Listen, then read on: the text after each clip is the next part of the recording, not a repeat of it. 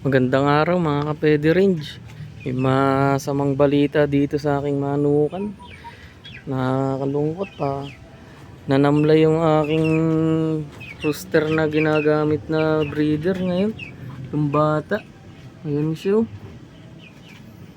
Matamlay siya ngayon. Ewan ko kung anong nangyari dito.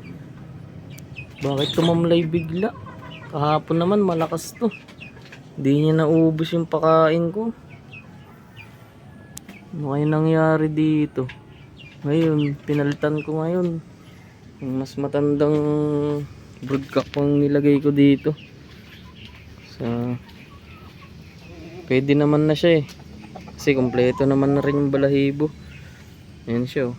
May balahibo na may buntot na. Tsaka yung leeg. Sa leeg niya, medyo lugon lang. Pero pwede na yan.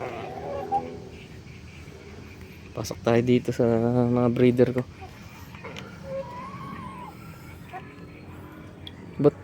Ba't kaya nanamlay yung isa kong rooster?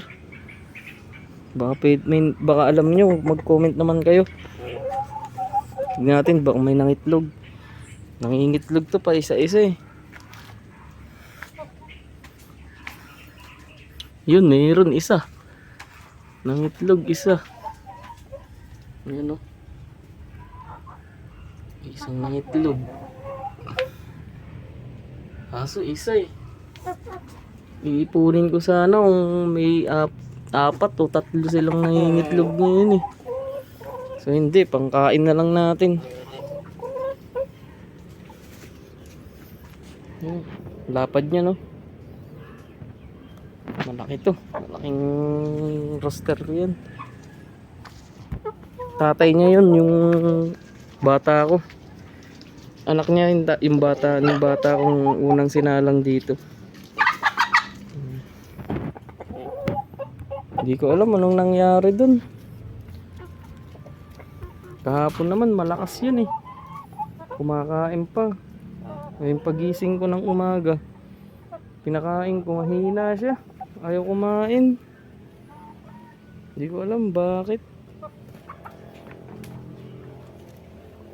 Gagamutin ko na lang siya. Ayan sila. Naubos nila yung balat ng saging. Binigay ko. Ayan o. Putin. Hindi pa rin tuloy-tuloy yung pag-iingitlog nila. Isa-isa pa rin. Baka hindi pa siguro to iitlog ng dire-diretso. Kasi kung iitlog to ng dire-diretso sila, eh araw-araw may makukuha kong dito 3 o kaya 4. Eh kaso wala eh.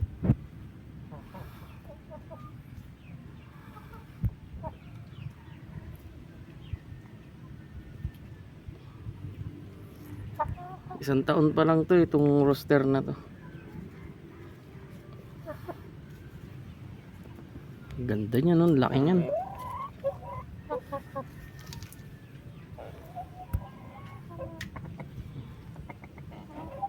Yan, ibang laki niya. Lapad. Taas oh. Sayang naman kung di makarecover tong isang rooster na bata na to. Laki-laki pa naman niya. Ganda pa naman sanang gamiting broodcock yan. Sana gumaling.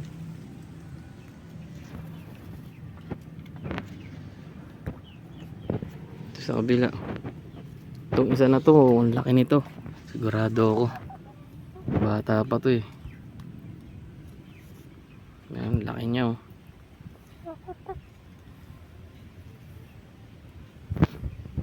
Ito gumaganda na rin yung katawan. Nung nakuha ko to, payat na payat eh. Ngayon gumaganda na yung katawan niya. Namumula-mula na yung mukha oh. Pulang-pula na rin yung mukha niya oh. Saan ba yung dalawa? Wala yung dalawa, nanginginain eh. Nangalahig siya eh. Sana makarecover yun. Sayang naman kung mamatay yun. Pero wala tayong magagawa kung sakaling mamatay man yun. Ganun talaga, kasama yan. Sama sa pagmamanok yung mga may namamatay, may nagkakasakit. Naka-ready naman tayo sa mga ganyang sitwasyon kung sakaling dumating. Kaso nga lang, nakakahinayang din kasi ang laki niya. Tapos matangkad, malaki ang katawan talaga. Maganda nga siyang materyales sana. Pero okay lang. Meron pa naman tayong natitipuhan dito. Ito. Kaso medyo bata pa. Yan o. Yung orange na yan. Ang laki niyan. 3 kilo na mahigit to. Oh, may likod. Tignan nyo yung likod niyan. Lapad niya, no? Diba?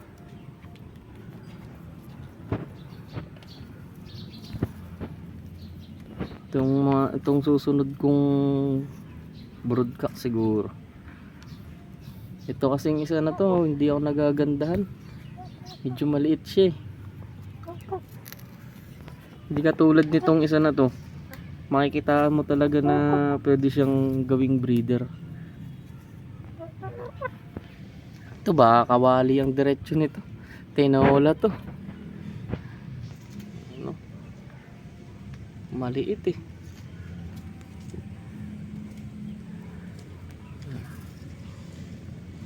Hindi naman na sila lugon. Ito hindi na ganong lugon yung rooster ko.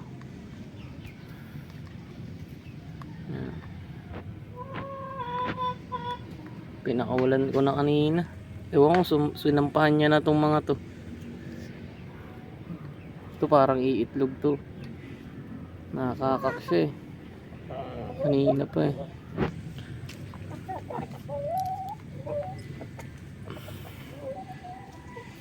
Ano kayang magandang gawin dun sa matamlay kong rooster? Baka alam nyo kung paano gamutin yun. Tsaka kung anong sakit niya. Comment naman kayo.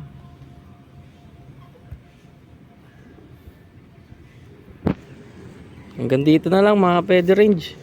Kung nagustuhan nyo yung ganitong video, baka pwedeng pakisubscribe at saka pakilike naman tong video na to.